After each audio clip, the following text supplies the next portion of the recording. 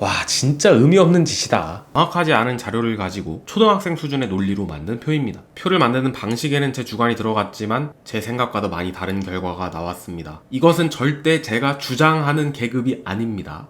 인터넷상에 떠도는 시계 계급도가 있습니다. 그런데 우리 인식이나 객관적인 사실과 동떨어져 있을 수 있어요. 먼저 말씀드리고 싶은 건 브랜드 계급을 나눈다는 건 불가능하기도 하고 굉장히 유치한 거기도 해요. 그러니까 서론을 잠깐만 들어주세요. 사람마다 브랜드를 평가하는 지표가 다르고요. 나름 기준을 세워서 브랜드의 급을 정해봤자 한 브랜드 내에서도 천차만별의 시계를 만들기 때문에 큰 의미가 없습니다. 시계에 있어서 무엇보다 중요한 건 계급이 아닙니다. 파텍 필립에서 만들었는데 내가 보기엔 더럽게 못생겼다. 그러면 의미가 없는 거죠. 누가 주면 받겠죠. 하지만 바로 갖다 팔겠죠. 차지 않고. 또 오늘 사용하는 자료도 빈틈이 있습니다. 왜냐하면 모건 스탠리가 회계 정보를 토대로 식을 세워서 추정한 값이거든요. 그러다 보면 할인율, 도소매 비율, 그레이 마켓 등등 여러 가지 변수가 생기겠죠. 영상을 재미로만 혹은 대략적 틀을 잡는 용도로만 봐주셔야 하는 이유입니다. 그런데 이걸 왜 하냐?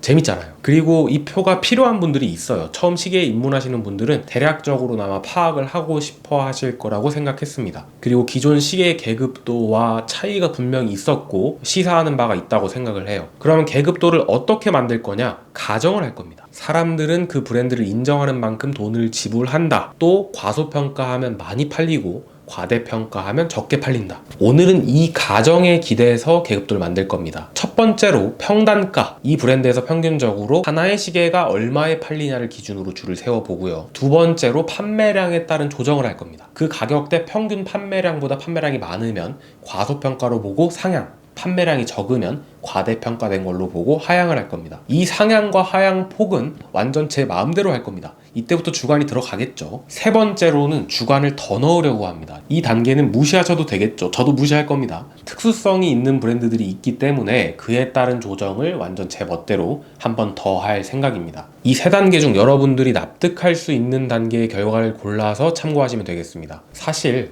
다 만들어 놨고요.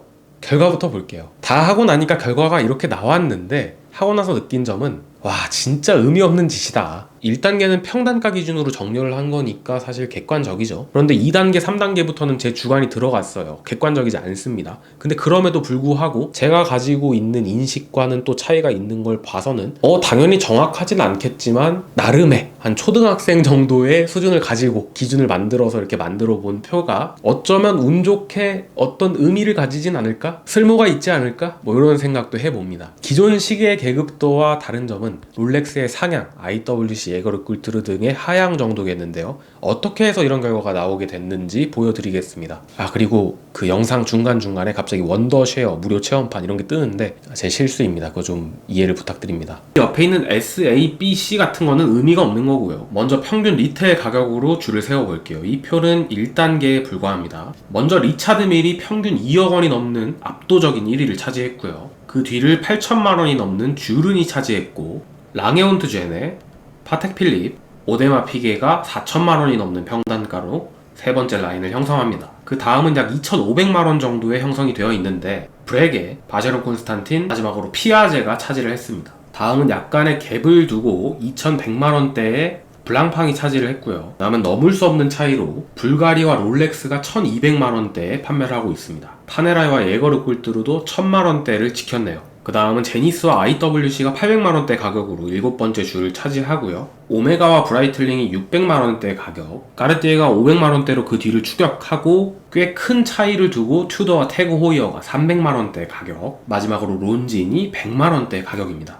자, 지금 완성된 표와 제가 가지고 인식을 비교해봐도 납득할 수 없는 결과이긴 합니다. 여기서 이제 조정 작용을 해줘야겠죠. 이제는 판매량을 기준으로 동가격대에서 판매량이 어떻냐에 따라 상향과 하향 조정을 해줄 텐데요. FP주르는 1000개도 판매하지 못했고요. 리차드 밀과 랑에온트 제네도 다 1000개 근처밖에 판매를 하지 못했기 때문에 이렇게 모두 한 단계씩 내리도록 하겠습니다. 제니스와 피아제도 판매량이 굉장히 적네요. 내려버리겠습니다. 이제는 우리가 하향 조정을 할 만큼 비정상적으로 적게 판매하는 브랜드는 없네요. 상향 조정을 좀 해보도록 하겠습니다. 파텍 필립이 동가격대에서는 가장 많은 판매량 5만 개 이상을 판매했고요. 올려주겠습니다. 오데마 피게도 4만 개로 마찬가지. 바쉐론 콘스탄틴 블랑팡 브레게 같은 경우에는 평균 2만 개 정도로 그냥 현행 유지하도록 하겠습니다. 롤렉스는 거의 80만 개를 팔았어요. 돈 가격대에서는 기록적인 수준입니다. 당연히 한 칸 올려주겠습니다. 오메가와 까르띠에도 마찬가지네요. 한 칸씩 올려줬고요. 론진 150만 개를 팔았습니다. 이건 이 표에 나와있지 않는 돈가격대 판매량을 생각해도 굉장한 볼륨인데요.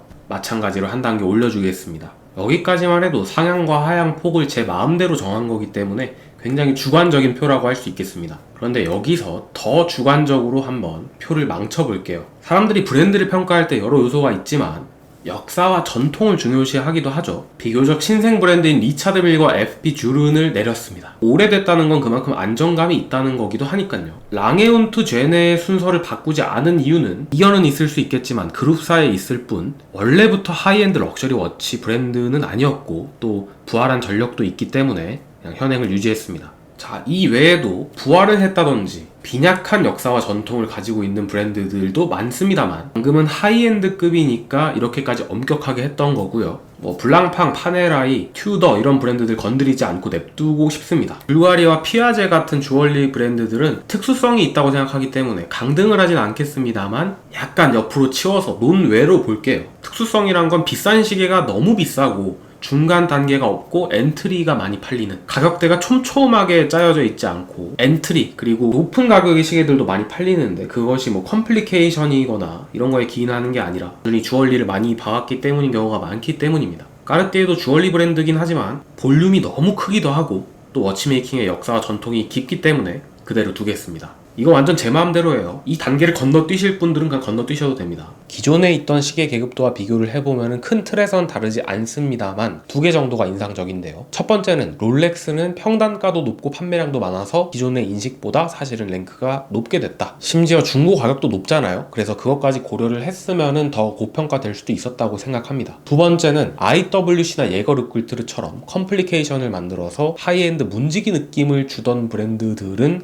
인식보다 낮게 나왔다. 이 브랜드들은 사실 엔트리 모델 판매가 주가 되다 보니까 우리가 보던 비싸고 근사한 시계들과는 거리가 좀 있는 결과가 나온 것 같습니다. 그럼 만든 직후에 제가 가진 인식과 바로바로 비교를 해서 녹화한 부분도 보여드리겠습니다. 자, 그렇게 해서 완성된 표입니다만 여전히 제 인식과도 조금 차이가 있습니다. 근데 그건 내가 인식이 잘못됐다고 생각하고 그냥 제가 지는 걸로 할게요. 그냥 제가 줄을 세운 순서로 보면 좋을 것 같습니다. 파텍 필립과 오데마 피게가 1열에 있는 거는 좀 설득력이 있는 것 같아요. 둘 다 판매량도 많고 평단가도 높은데 없어서 못 사는 시계들이니까. 2열은 브레게와 바제론 콘스탄틴인데요. 어떻게 보면 사실 리차드 밀과 주른 같은 시계와는 비교하기가 좀 어려워요. 리차드 밀과 주른이 판매량이 적고 희소성이 있어서 좀 유리한 면이 있다고는 해도 브레게와 바제론 콘스탄틴보다 월등히 높은 평단가 또 월등히 높은 리셀 가격까지도 가지고 있거든요. 그런 부분들에서 조금 찜찜하긴 하지만 그래도 나온 결과니까 받아들이겠습니다. 그러니까 3열에 있는 리차드 밀과 주르는 보수적인 성향을 가진 시계인들에 의해서 많이 과소평가가 되고 있다고 생각해요. 저는 4열은 블랑팡, 롤렉스 그리고 좀 논외로 해서 피아제까지 있네요. 블랑팡이 스와치에서 브레게랑 같이 밀고 있는 하이엔드 브랜드인데 블랑팡이나 롤렉스나 큰 특수성이 없는데도 불구하고 둘이 중고 가격, 그러니까 시장에서 평가하는 가격은 비슷하다 보니까 나름 설득력이 있는 것 같기도 하고 피아제가 어깨를 나란히 하는 것 정도는 당연히 맞는 것 같습니다. 그 다음 5열에는 논외로 그냥 불가리가 혼자 있는데 이 불가리가 참신하고 대단한 시계들을 되게 많이 만드는데 우리는 진짜 비싼 거 사봤자 피니시모 정도 사니까 체감을 잘 못하지만 비싼 시계도 많이 팔리는 브랜드가 맞는 것 같습니다. 6열에는 파네라이와 예거르꿀트르가 있네요. 우리 인식에는 예거르꿀트르가 하이엔드 문직이라고 하잖아요. 그리고 파네라이와도 같은 그룹에 속해 있는데 그 안에서 나누는 계급이 사실 있기 때문에 파네라이보다는 예거르꿀트르가 브랜드 가치가 더 높다라고 보시는 분들은 많을 것 같아요. 그래서 요거는 크게 설득력은 없을 것 같고요. 그리고 예거르꿀트르는 엔트리 모델 판매량이 굉장히 많기 때문에 이런 결과가 나온 것 같아요. 그건 그런대로 받아들여야죠. 다음은 오메가와 IWC가 7열에 있는데 개인적으로는 파네라이가 이 옆에 있으면은 좀 어울리지 않을까 이런 생각이 들긴 합니다만 파네라이가 비싸면서도 판매량이 그렇게까지 딸리지 않아서요. 눈물을 머금고 받아들입니다. 8열에는 까르띠에, 브라이틀링, 제니스가 있네요. 다음에 튜더, 태그 호이어, 론진이 마지막 줄을 장식했습니다. 우리의 인식과는 조금 다른 결과가 나오긴 했네요.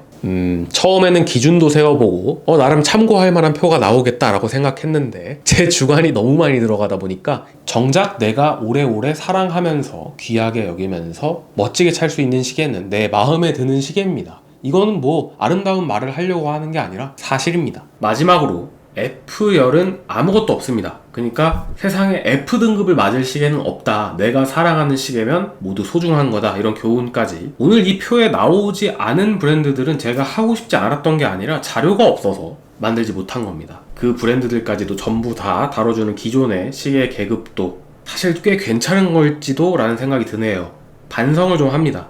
야심차게 만들어 보려고 했는데 만들고 나니까 너무 주관이 번복되고 객관적으로 해보려고 했던 부분들까지도 엉망진창이 되어버린 느낌입니다. 기존 계급도랑 비슷할 거면 이걸 왜 했나 하는 생각도 들고요. 오늘 이 일은 있고 우리 취향에 맞는 시계를 잘 고르도록 합시다. 안녕히 계십시오. 죄송합니다. 안녕히 계십시오.